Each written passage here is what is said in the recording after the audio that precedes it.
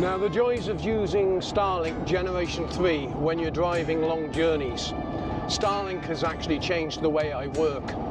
I work in domestic appliance industry and I travel all over Europe visiting different companies, manufacturers of components, and I'm driving on the way to Gotthard in Barcelona at the moment.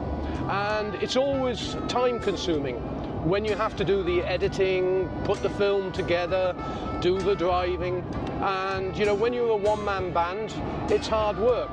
But I've come to a new idea. If you bring your IT guy with you, you can then get the editing done while you're driving. Starlink Generation 3 is giving me an upload speed, which I'll put on the screen for you now, somewhere in the region of 80 to 150 download speed, and averaging at about 10 download speed. So it's really changed the way I work, and I'm loving it.